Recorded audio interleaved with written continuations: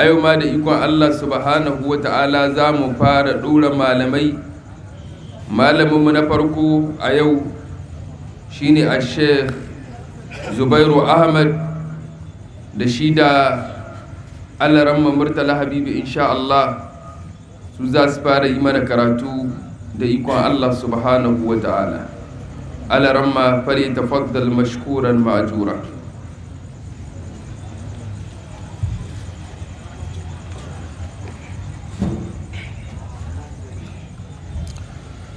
أعوذ بالله من الشيطان الرجيم. بسم الله الرحمن الرحيم. ألف لام ميم. الله لا إله إلا هو الحي القيوم نزل عليك الكتاب بالحق مصدقا لما بين يديه وأنزل التوراة والإنجيل من قبل هدى للناس وأنزل الفرقان إن الذين كفروا بآيات الله لهم عذاب شديد والله عزيز ذو انتقام إن الله لا يخفى عليه شيء في الأرض ولا في السماء هو الذي يصوركم في الأرحام كيف يشاء لا إله إلا هو العزيز الحكيم هو الذي أنزل عليك الكتاب منه آيات محكمات هن أم الكتاب وأخر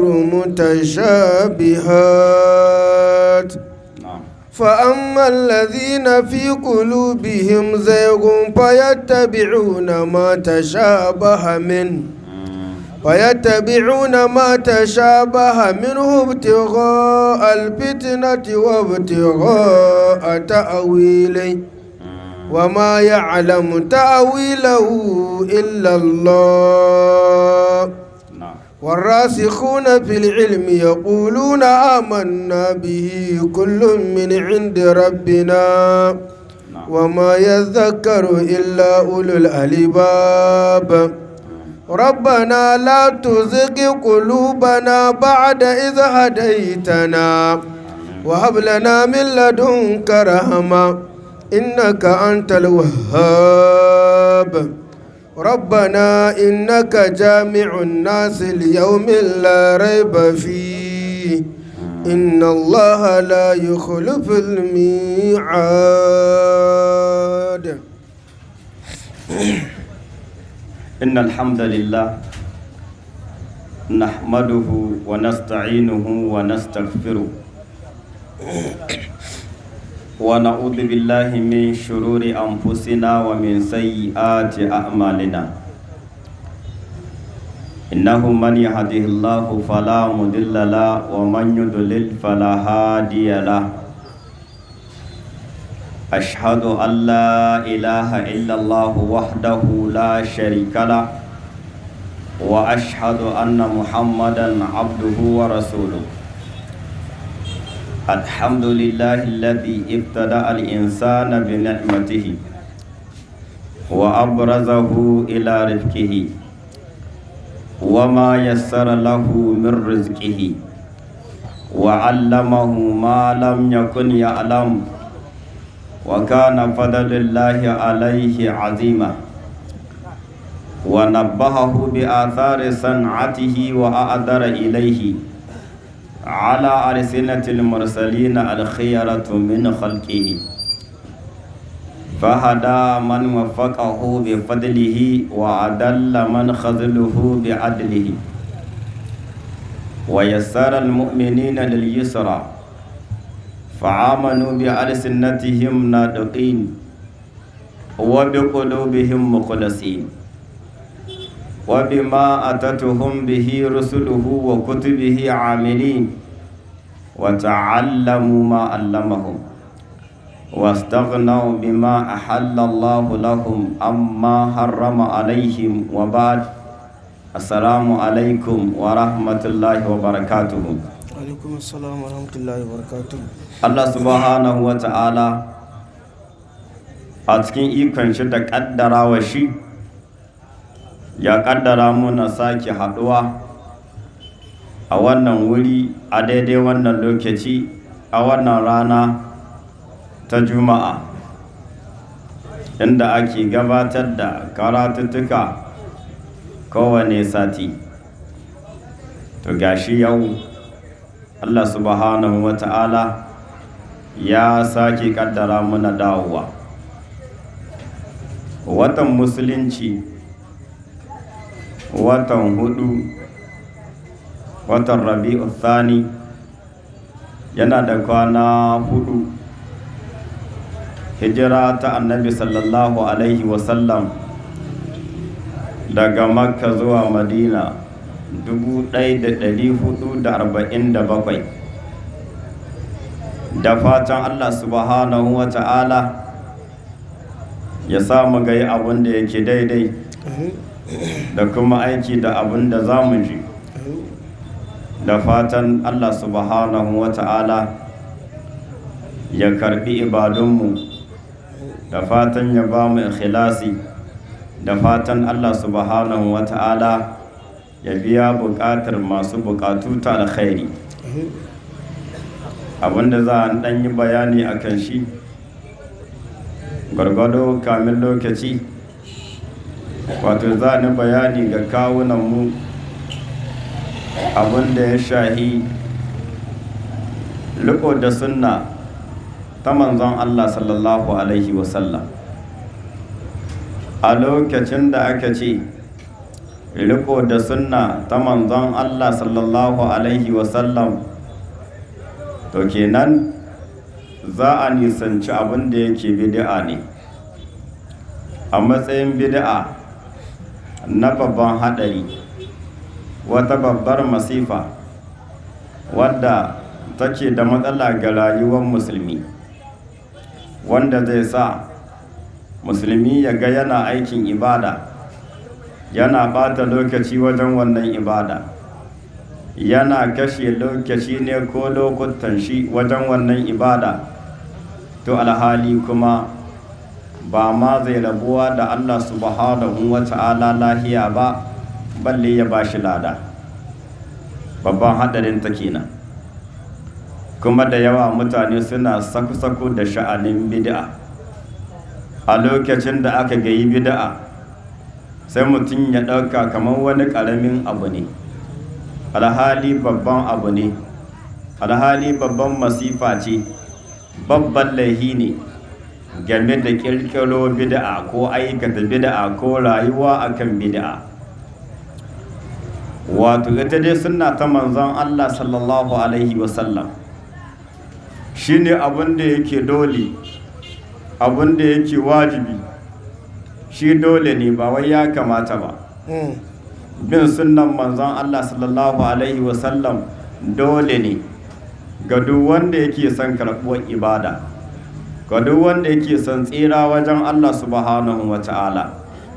Ma'ana in dai ba sunna bace ta manzon Allah sallallahu alaihi wasallam, duk abin da yake bid'a ne, duk yadda ka saba da shi kai watsi da shi, duk yadda kana ganin wannan abun har ya zama kusan jinin jikinka, kai watsi da shi ka bar shi, domin taɓewa ne. Saboda haka in an ce bin manzon Allah sallallahu alaihi wasallam shine bin sunna ta manzon Allah sallallahu alaihi wasallam. Idan muka ɗauka, idan za a yi ta'arifin sunna, ita as-sunna lughatan ad-dariqatu, wato sunna ga lugha ana nihin hanya, kuma hanya din nan a lokacin da aka ce hanya ta wace ce, shine in muka dawo a wajen istilahi, kuma ga istilahi ma kana alaihi nabiyyu sallallahu alaihi wasallam wa ashabuhu, shine abinda manzon Allah sallallahu alaihi wasallam ya kasance a kai da kuma sahabban shi ake ce ma sunna. Menene sunna? Abinda manzon Allah sallallahu alaihi wasallam ya rayu a kai, da shi ya gabatar da addini, ƙarƙashin shi ne ya karantar da addini, haka ya yi addinin, hakanan sahabban manzon Allah sallallahu alaihi wasallam hakanan suka yi addinin. To wannan shi ake ce ma sunna, ma'ana bin manzon Allah sallallahu alaihi wasallam. In ka ɗauka ita kuma ɓangaren bid'a, in za mu yi ta'arifin bid'a, al-bid'atu lugatan, ita bid'a ga luga ma'khuzatun minal bada'i, ita an karɓo ta ne daga fara abu, a ƙirƙiro abu, abinda ba a taɓa gani ga magabata ba tun daga manzon Allah sallallahu alaihi wasallam, sai kai ka ƙirƙiri wannan abun, ko sai ku faru wannan abun, gare ku ne aka gane shi ko gare ka ne aka gane shi, amma kuma sai ka ce kuma wannan abun addini ne kuma ibada ne, kuma kai ne ka ƙirƙiro shi, amma sai ka raba shi ga addini, ka saka shi a cikin addini wanda kai ne kadai ka saka shi ko ku ne kadai kuka saka shi. Allah bai saka shi ba, manzon Allah sallallahu alaihi wasallam bai saka shi a ciki ba, kuma ko kai ma raba shi na kai, kuma da kan raba bai shiga ba, ya tsaya nan tunda ba addinin ba ne. Amma dole aka yi a jingina shi ga addini, amma wata hanya ce wadda an raba ta ga addini amma ta hita ta bar addini, kamar da Imam Shadibi yake cewa albid'atu, ita abinda ake ce ma ainihin bid'a, tace dariqatun fid dini mukhtara'a tudahi shari'a.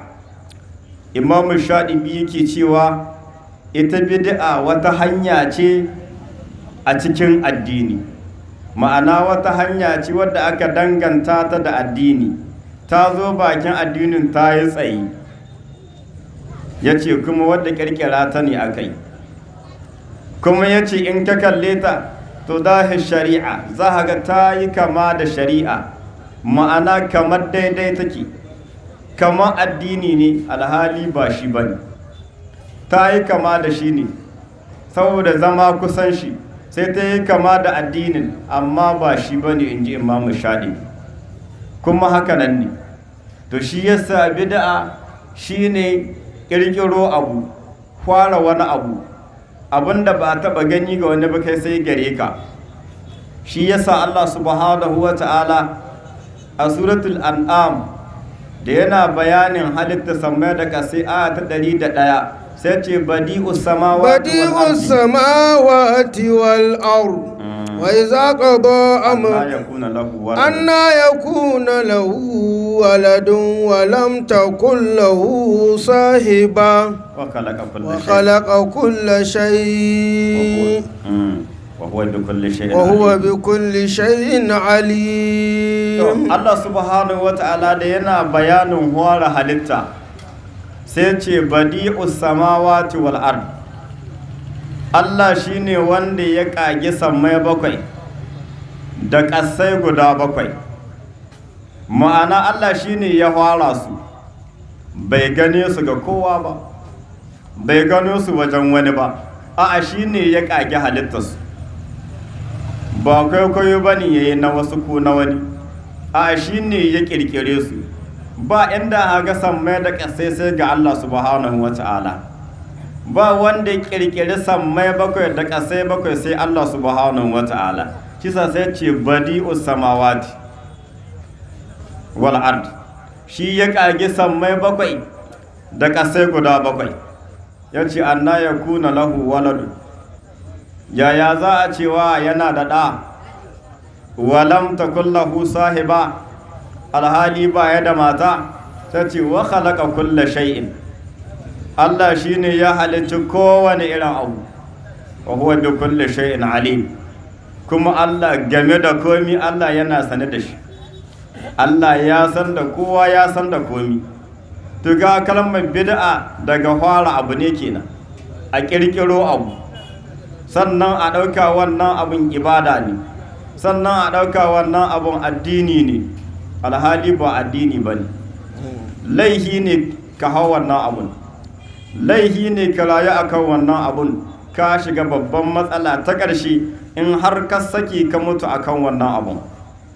Haɗari ne mai girman gaske. Allah subhanahu wa ta'ala kuma da yana jan hankalin annabi sallallahu alaihi wasallam, da yana son ya nuna mai wannan kira zuwa ga addini, aiko manzanni ba kai bane aka fara, an aiko manzanni da yawa. To nan ma suratul ahqaf ayat tara sai Allah subhanahu wa ta'ala ce qul ma kuntu bid'an min ar-rusuli wa ma adri ma yuf'alu bi wala bikum in attabi illa ma yuha ilayhi wa ma ana illa nazirun mubin. To nan ma Allah subhanahu wa ta'ala sai ce ma annabi sallallahu alaihi wa sallam, qul ma kuntu bid'an min ar-rusuli, kace ba kai bane wanda yake na farko, ba kai bane farau, ba kai bane wanda aka fara daga cikin manzanni, ba kai bane wanda aka fara daga cikin manzanni. Qul ma kuntu bid'an min ar-rusuli, kace ba kai bane na farko wanda aka fara daga cikin manzanni. An yi manzanni da yawa, duka da sun wuce, kai ne ma na ƙarshe daga cikinsu. Ka gaya musu ba kai ba ne fara daga cikin manzanni. Ka ce musu ya ce wa ma adari ma yi fa'alu bi, ya ce ni ma ban san abin da Allah subhanahu wa ta'ala zai aikata game da ni ba.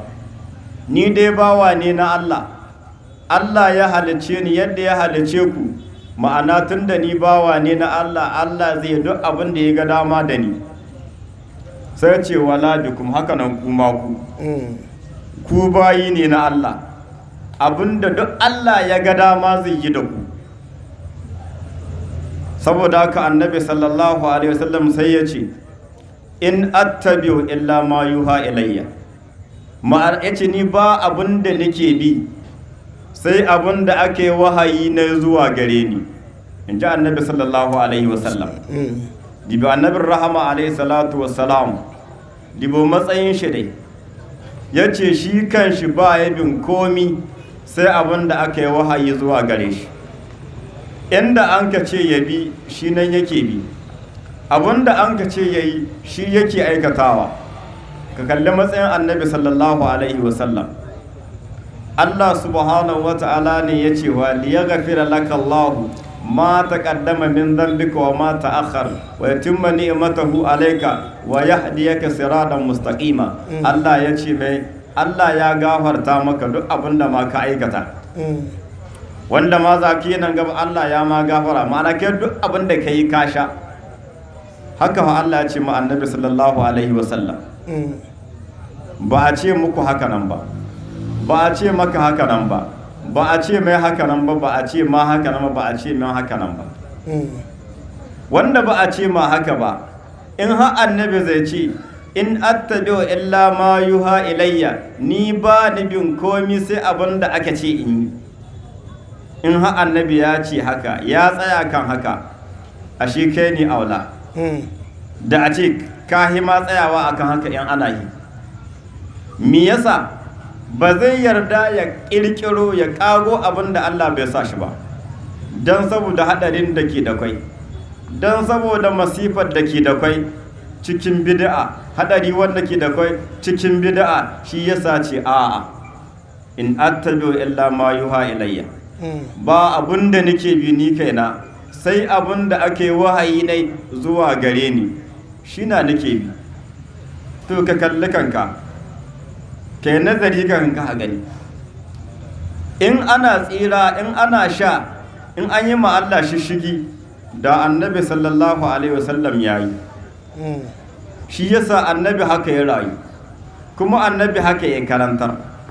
Shi yasa Allah ya kina kiran masu imani, ya ce ya ayyuhal ladhina amanu la tuqaddimu bayna yaday يا Allahi wa أيها rasulihi الذين آمنوا لا تقدموا بين يدي الله ورسوله يعني. واتقوا الله. Allah subhanahu wa ta'ala sai kira masu imani a matsayinku na masu imani, tunda har annabi ya ce shi kan shi ba ya dunkumi sai abin da aka ce ya bi, bai aikata komai sai wanda aka ce ya aikata. To saboda haka Allah ce to ya ku masu imani, inda imanin ne imani ne, inda ya karɓi sunan imani, inda kawai ba faɗi ba ne, to kakku sake ku shiga gaban Allah da annabin shi. Masu imani Allah ya kira. Saboda haka duk a lokacin da aka ce a nisanci bid'a da wannan kira wanda Allah ya yi, in an gaye shi to ba abun faɗa ba ne ko ta da hankali, a suka kalli kan kashin kana da imani. In kana da shi da kai aka wannan magana, in ka san baka da shi to shi kenan, dama ba da kai ake ba a kasa da kai ba balle ka kwasa. Saboda kenan masu imani Allah ya kira, la tuqaddimu bayna yaday Allahi wa rasuli, kada ku shiga gaban Allah fa da annabin shi. Haka Allah ya kira su, ya ce wattaqullah, ko ku ji tsoron Allah, ku yi hankali fa da Allah. Allah ba abun wasa bane, Allah ba a wasa da shi, ba izgili da Allah. Ku ji tsoron Allah. Wannan yana nuna cewa duk a lokacin da mai bid'a ya kirkiro bid'a ko ya hau bid'a ko ya rayu akan bid'a ya zaman sha'ana, ba ya jin tsoron Allah subhanahu wa ta'ala. Shi dai Allah ga abin da ya ce, ku ji tsoron Allah, kada ku saki ku shiga gaban Allah da annabin shi da wata magana ne ko da wani aiki naku. Inna Allah sami'un alim, Allah mai ji ne ga duk maganganun da kuke. Allah yana ji duk maganganun da kuke yi wa Allah yana ji. Mutum ne zai hito kawai ga wani abin da yake bid'a ne, ya rinka nuna cewa wannan bid'ar in ba da kake ba kai ba ma kasan annabin. Wai in ka ce wanda bai bid'a bai sa annabi, wai tun da wa kake ma wai tukun. Saboda ka bar ganin wa'anda ke kusanka, magana taka ta kai kololuwa ne. Ba wanda kake gani ba da su kake ba. Sai da a ce ka gama da su, tunda suna biyar hanya irin ta wa'yancan, amma da ka ga wannan kalma ka sani ba nan ta tsaya ba. Duk sahabai ba su rayu akan bid'a ba, haka nan mabiyansu ta duka ba su rayu akan bid'a ba. To wannan bid'ar in kace wanda bai yin ta baya son annabi sallallahu alaihi wasallam, ka gama haddasu, ka ga jiwa ka ta zo nesa kenan, kuma ka sa kanka cikin wani babban hadari. To baya son Allah in jiwa kai ne ka ce hakan, ka kalli kanka kai wani matsayi ne ke gare ka a wajen Allah, ku kalli ka wannan ku wani matsayi ne kuke a wajen Allah. Saboda haka ba ku iya cire kowa, ba ku iya sa kowa. Saboda haka annabi sallallahu alaihi wasallam ya ce, ni kaina ban san abin da Allah zai aikatawa da ni ba a matsayina na bawan shi. Ya ce wala bikum, haka don kuma ku. Saboda haka ce in attajo illa ma yuha ilayya, ni ba abin da nake bi sai abin da ake wahayi ne zuwa gare ni. Wa ma ana illa nadhirun mubin, kuma ni ba wai kowa bane in ban da ni mai wa'azi ne. Ma'ana ni kawai mai wa'azi ne, kuma wa'azi a bayyane, wa'azi a zahiri, yadda kowa zai gane, ba a ɓoye ba a dukunkuni ba. Haka Allah subhanahu wa ta'ala ce ma annabin shi sallallahu alaihi wasallam. To shi yasa bid'a fara abu, ka fara wani abu wanda kai ne ka kirkiro shi, ko ku fara wani abu wanda ku ne ku kirkiro shi. Sadda addinin musulunci ya kammala, ya samu kamala, ya cika, babu wannan abun a ciki. Saboda ka abun da ake fata, wannan al'umma ta annabi Muhammad sallallahu alaihi wasallam amana ce ga hannun duk wanda zai yi da'awa. Duk wanda zai ce annabi ya ce ko Allah ya ce, ya sani amana ce wannan al'umma a kan shi, kada ya saki ya ci amanan wannan al'umma. Idan ya saki ya ɗora wannan al'umma, ga tashar daji bai tsira ba bata tsira ba ji tsoron gamuwar shi da Allah subhanahu wata'ala. Kenan mun ɗauka kaga dai a bid'a dai an samo ta ne daga fara abu, shi yasa in muka ɗauka kuma bid'a ga istilahi shine ce ma ahadatha fid din ala khilafi ma kana alaihi nabiyyu sallallahu alaihi wa sallam wa ashabuhu min aqidatin aw amalin aw qawlin. In an ɗauka bid'a ga istilahi shine abinda aka kirkiro a cikin addini, abinda aka kirkiro aka saka shi a cikin addini, kuma wannan abin da aka kawo ala khilafi ma kana alaihi nabiyyu sallallahu alaihi wasallam wa ashabu yana akan sabanin abinda annabi yake akai da sahabban shi sallallahu alaihi wasallam. Ma'ana wata ibada ce aka kawo, wata ibada ce aka kirkiro, in ka kalli wannan ibadar ta saba ma abinda annabi yake akai da shi da sahabban shi. Ma'ana annabi sallallahu alaihi wasallam bai yi wannan ibadar ba, haka nan sahabban shi ma ba su yi wannan ibadar ba. Ya ce abin da min aqidatin aw amalin aw qawlin, na aqida ne abinda za a rike ga zuciya, abinda zuciya za ta kudurce, na aiki ne ko na magana.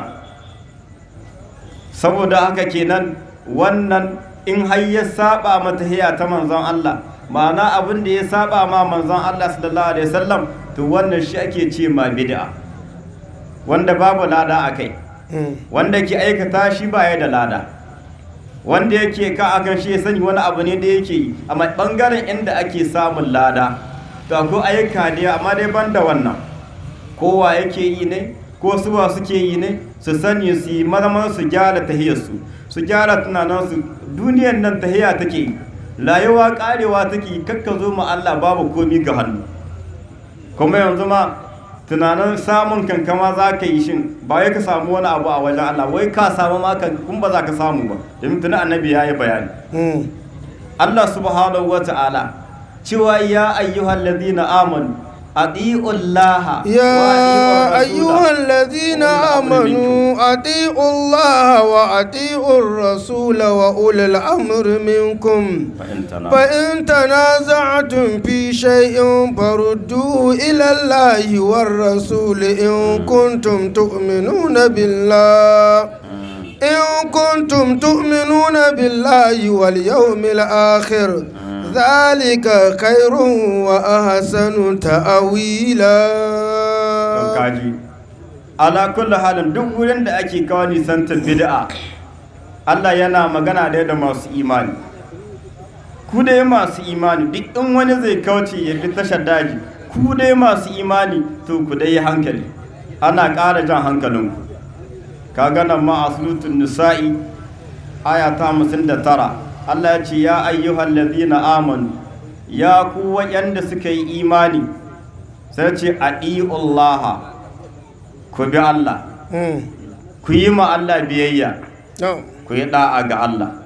Mana in ya ce ku yi ku, in ya ce ku bari ku bari, sanda ya ce ku tahi ku tahi, in ya ce ku dawo ku dawo, sai ce wa adi'ur rasula, kuma sannan ku bi manzo sallallahu alaihi wasallam. Ma'ana in ka ce ku bi annabi sallallahu alaihi wasallam, ba za ku aikata abin da ya saba ma abin da ya aikata ba. Tahiyya annabi sallallahu alaihi wasallam a bangaren addini ba za ku saba ma wannan abin ba. Matukar da shi bai yi wannan ibada ba za ku yi ta ba. In kun ka yi ta to ba ku bi shi ba. Inda haku kirkiro abin da yake bid'a ne, ku tai akai ku rayu akai, ku gina mutane akai, to ba ku bi annabi ba sallallahu alaihi wasallam. Ba yiwa kana kaunar mutum ya ce mata so mutai ka ce ba ka zuwa. Ba yiwa ka ce kana son mutum ya ce ma ka je waje ka za ka ce ba ka zuwa. Duk in haka ya haka nan to ka'ida ne, in ka ce kana son to gabaki ne, ba gaskiya ba ne, ƙarya kawai kake. An gane ku? Saboda haka Allah wa'adi'ur rasula, kuma ku yi wa manzo biyayya, abin da ya hana ku sai ku hannu. abin da ya ce ku aikata shi za ku aikatawa, umarni ne na Allah subhanahu wa ta'ala. Sai ya ce wa audul amri minku, da ma shugabanni daga cikinku su ma ku musu biyayya. Yan ce shugaba ne daga cikinku kuma wannan shugaba biyayya, matuƙar dai abin da shugaban yake a kai bai saba ma Allah da annabin shi ba sallallahu alaihi wasallam. A lokacin da ka saba ma shugaba ga abin da bai saba ma Allah da annabi ba, to ka saba ma annabi sallallahu alaihi wasallam. Kuma a lokacin da ka saba ma annabi sallallahu alaihi wasallam, ka saba ma Allah subhanahu wa ta'ala. A lokacin da ka yi da'a ga shugaba, ka yi da'a ga annabi sallallahu alaihi wasallam. A lokacin da ka yi da'a ga annabi sallallahu alaihi wasallam, ka yi da'a ga Allah subhanahu wa ta'ala. Allah subhanahu wa ta'ala sai ya ce, fa'in tanaza'atun fi shay'in, in kun kai ja in ja cikin kowane irin abu, wannan ya ce haka yake, wannan ya ce a kaza kaza ne, wannan ya ce a, to wannan abun Allah ce mai da shi akai, farduhu ila Allah wa rasul, ku mai da shi ga Allah da annabin shi. Menene Allah ya faɗa a cikin alƙur'anin shi, menene annabi ya faɗa a cikin sunnar shi sallallahu alaihi wa sallam. Shikenan, ba ra'ayinka ba ra'ayina ba ra'ayin wani ba. To nan ma sai Allah ya ce idza ku yi wannan, shi ma ga akwai wani sharadi. In kuntum tu'minuna billahi wal yawmil akhir, in kun kasance kun yi imani da Allah da kuma rana ta ƙarshe, rana alkiyama kenan. Ma'ana ya aka yi ja'in ja tsakanin ɓangarori guda biyu, wannan ja'in ja ana maida ta ga Allah da annabin shi. Suwa za su mai da al'amuransu in sun yi ja'in ja ga Allah da annabin shi, waɗanda suka yi imani da Allah da kuma rana alkiyama. Wannan ya nuna in har aka yi gardama tsakanin wani abu na addini, an ba a binciki mi Allah ya ce ba da annabin shi, to ba ku yi imani ba da Allah da kuma ranar alkiyama. Kuma kau kaga daga ciki dole sai ka imani da ranar alkiyama. In har ba ka yi haka ba, to ba ka cikin wayannan. Allah ya ce zalika khairun, yin haka nan shine abu mahi alkhairi, wa ahsanu ta'wila, kuma shine mahi kyawun ƙarshen ku, shine mahi kyawun fasara, shine mahi kyaukyawan aƙiba. Jazan a wanda ya raba muku gardama Allah ne da annabin shi sallallahu alaihi wasallam. Allah subhanahu wa ta'ala ya ce, ya ayyuhal ladhina amanu atiullaha wa rasulahu wa la tawallaw يا أيها الذين آمنوا أطيعوا الله ورسوله ولا تولوا عنه وأنتم تسمعون. kaga nan ma Allah ya kira masu imani, suratul anfal ta 21, yace ya ayyuhal ladina amanu, ya ku waɗanda suka yi imani. Nan ma ci atiullaha wa rasulahu, ku yi wa Allah biyayya, ku yi wa manzan Allah biyayya. Sai ce wala tawallaw anhu, kada ku juya baya ku bar annabi, kada ku ba da baya ga annabi sallallahu alaihi wasallam, kada ku tai ku bar shi ku kama wani, kada ku tai ku bar karantarwar manzan Allah ku kama wata. Ka ji abin da Allah yake ko masu imani ya kira. Saboda kin da imani na ƙwarai ne haka za ka yi. Wala tawallaw anhu, kada ku juya ku bar manzan Allah, wa antum tasma'un, alhali kuna wajen abin da ake gai, kuna jin abin da ake faɗa muku, kuna da kunne, kuna da hankali. In har ya zan hankalin da Allah subhanahu wa ta'ala ya baka don ya bambanta ka tsakaninka da dabba, wannan hankalin naka bai sa ka bambanta abin da yake sunna bane da abin da yake bid'a ne ba. In har bai sa ga wani aiki na bid'a ga wani aiki na sunna, amma ka kirar labiya kai dukkan mai tahiya guda, to ina hankalin da Allah ya baka? A lokacin da Allah subhanahu wata'ala ya baka hankali ba, idan baka yi aiki da wannan hankalin ba, to Allah yana saka ka wuta ne. Dan min ya baka shi? ana sa mutane da yawa ba su da hankali, daga mai bugun mutane sai mai kubaci kai kuma ba haka kake ba, kana da hankali wanda Allah ya baka. In Allah ya baka hankali na gane daidai da gane abin da ba daidai ba, in baka tantance tsakanin daidai da abin da ba daidai ba, baka raba tsakanin ƙarya da gaskiya ba, bai maka amfani ba, to irin su ne Allah zai saka a wuta. Haka Allah ya ce ولقد ذرأنا لجهنم كثيرا من الجن والإنس لهم قلوب لا يفقهون بها ولهم آذان لا يسمعون بها أولئك كالأنعام بل هم أضل.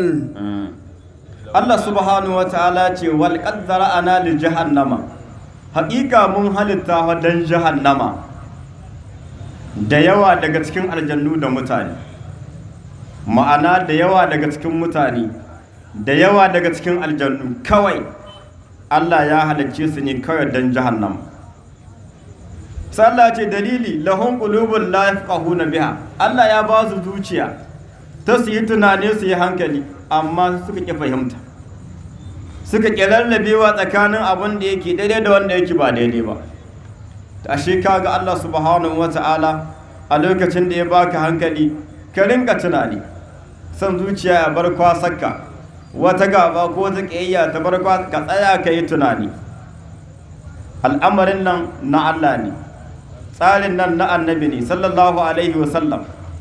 Ana son ka bi shi, ana son ku bi shi, ana so in bi shi, ana so ka bi shi, don kowa ya tsira. Wannan duka bayani ne wanda Allah subhanahu wata'ala yake so a yi ma mutane su gane abin da yake daidai, don kada a yi asarar rayuwa, don kada a ɓata lokaci, kada dukiya ta tai a banza, kada ƙarfin jiki ya tai a banza, kada a yi zuwa ga banza.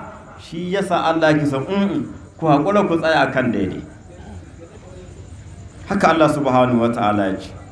Allah ce wa adi'ur laha wa adi'ur rasula ولا تنازعوا وأطيعوا الله وأطيعوا الرسول ولا تنازعوا فتفشلوا وتذهب ريحكم واصبروا إن الله مع الصابرين. الله سبحانه وتعالى وأطيعوا الله وأطيعوا الرسول, كيوا الله بيا دادا sannan kuma manzon shi biyayya sallallahu alaihi wasallam.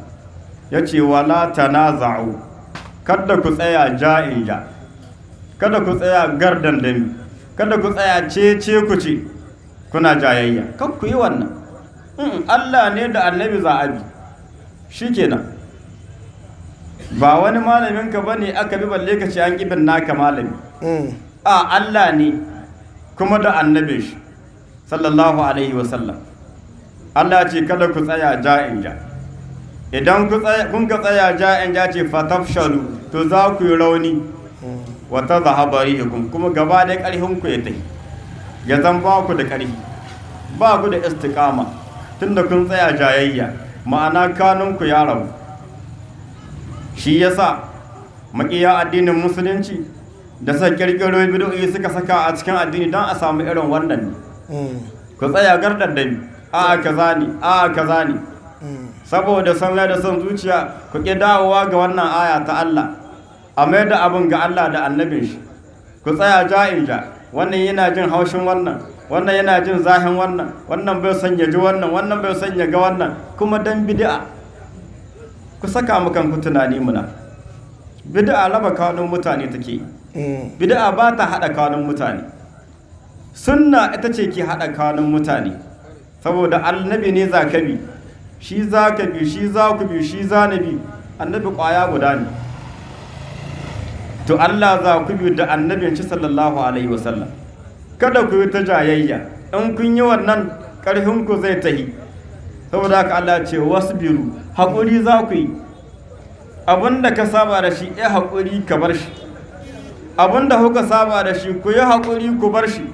Ku dawo ku ga annabi sallallahu alaihi wasallam.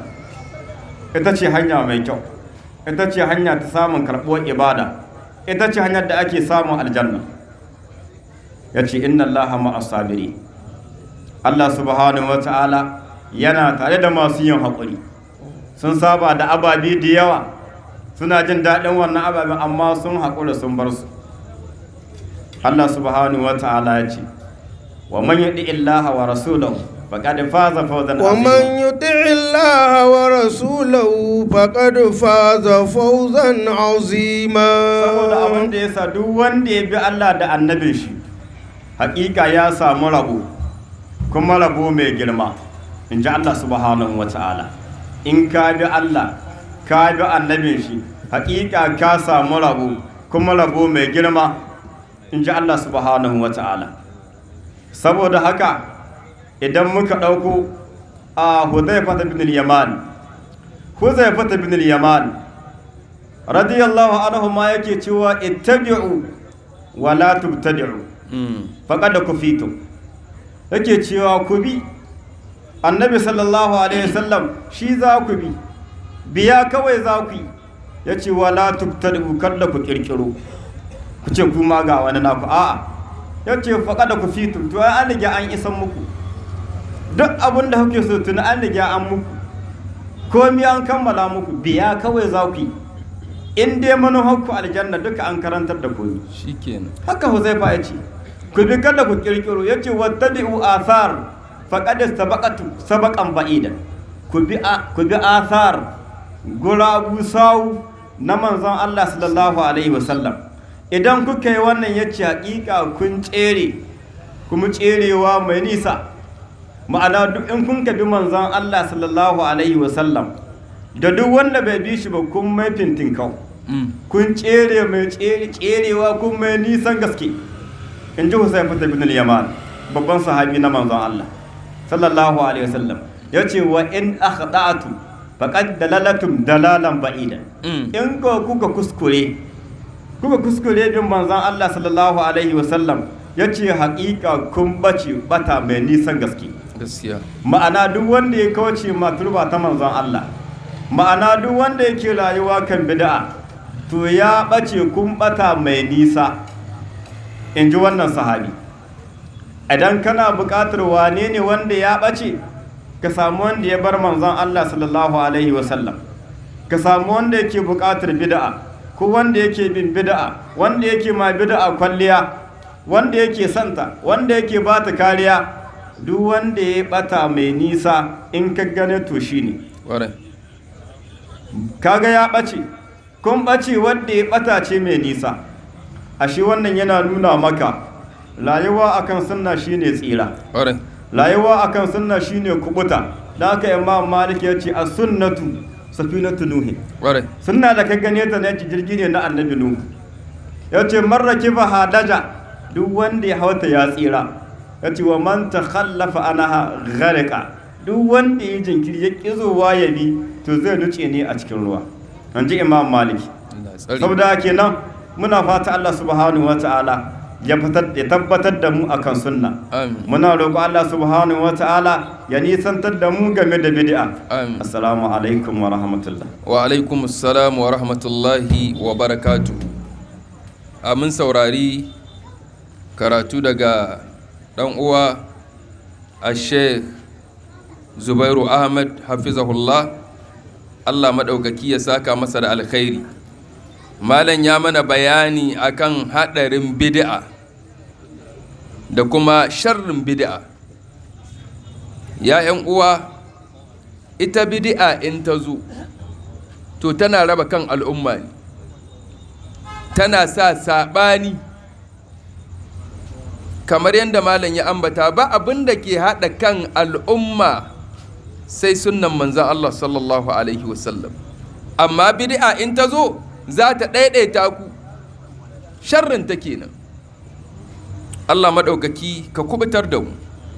Kun ga sharrin bid'a jama'a, shi ya kai cikin karatun malam yake bayanin waɗansu saboda bid'a, saboda waɗanda suka ce ka a yi bid'a, ko su ba za su bid'a ba, suke ji wasu da wata kalma mai haɗari, wadda wannan kalmai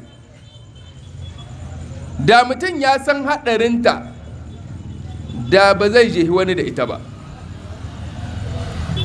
Kuma wannan bid'a ya ƴan uwa, malam ban san ko kunnuwana ne ba su ji ba, sai ta zaurance. Kun zan zaurance ya ɗan yi ta kewayawa. Ai wace bid'a ce? Ai ba bid'ar da ma'abutanta suke jiwa ahlus sunna da ita illa bid'atul maulid. Bid'ar maulidi ce. Waɗansu da suka sha giyar wake daga cikinsu kafirtawa masu kai gaba ɗaya. Akwai wanda ya ce ana ganin shi, su a wajensu suna ganin shi malami ne, shi kuma ƙungurmin jahili ne, cewa duk wanda baya maulidi kahiri ne. Kaga sakarai. To yaushe wai aka fara maulidin? Malamai sun yi bayani, kuma kun gai ga lokacin da aka fara shi. Wa ya fara shi? Malakul Muzaffar, a ƙarƙashin shi ne, shi ne ya kawo wannan tunanin. Kuma menene ya kai shi? Tashabbuhu bin nasara, kamanceceniya da nasara, saboda kiristoci suna bikin haihuwa annabi Isa. Ya ce to ai mu ma ya kamata mu yi. Shi kuma addini ba wai ganin ka ba ya ka a'a, ƙala Allahu ƙala Rasulullah, shi ne addini. To amma saboda sharrin bid'a ka kalli mutum, kai ka san wannan mutumin, kawai sai ka ce saboda baya maulidi kahiri ne. Ya subhanallah. Idan ka gewaya kuma baya da dalili, babu dalili ko kaɗan gari shi, illa kawai son zuciya, da son more ma zuciya, da son biyan bukata. Wasu kuma suka ce a duk wanda baya maulidi menene shi? Ba ku iya gai, wai makin annabi ne. Kai yanzu in ba dan ba kajin kunya ba, kai ka kalli ahlus sunna ka ce makiya annabi ne. Mutunan da yake kwaikwayo, ku da kanku kun tabbatar da wannan. Ƙoƙari yake yayi kwaikwayon manzan Allah, hatta a wurin sa tufafi na manzan Allah, a wurin kamanceceniya da manzan Allah. Ahlus sunna ƙoƙari suke su ga sun yi kwaikwayon manzan Allah, saboda umarni ne na Allah. Laqad kana lakum fi rasulillahi uswatun hasanatun liman kana yarjullaha wal yawmil akhir. Ko kai kuma saboda ƙin manzan Allah, hatta kai siffa irin ta manzan Allah ka ƙiya. Ko da yake abubuwan haɗin yawa gari su jama'a, gonar tana da yawa, nomanta sai an ɗauki lokaci ana yi. Ahlus sunna ka kalle shi ka ce maƙin annabi ne saboda mi? Wanda in ka bibi makarantun ahlus sunna da majalis na ahlus sunna, nan ne za ka ji ana karanta hadisin manzan Allah, dandana ana salati ga manzan Allah sallallahu alaihi wa alihi wa sallam. Kuma duk ƙaraci ko dukkan wani ɗaga baki da dukkan wani, ba ka taɓa jin in dai malami ahlus sunna ne ka je yana cewa ku taho ku biwa ni, ko ka taɓa ji? Wa ake ta ce ma ka bi, kuma ka ce wannan mutumin maƙin manzan Allah? Kai ka san ƙarya kake, ƙarya kama ta sha ƙarya. Allah maɗaukaki ka tabbatar da mu a bisa bin tafarki na manzan Allah sallallahu alaihi wa alihi wa sallam. Su kuma Allah maɗaukaki masu shiruwa ka shiryar da su, waɗanda ba su shiruwa Allah ka san su, kai ka san abin da za ka aikatawa da su. Malaminmu na gaba shine a Sheikh Khalid Habib Hafizahullah.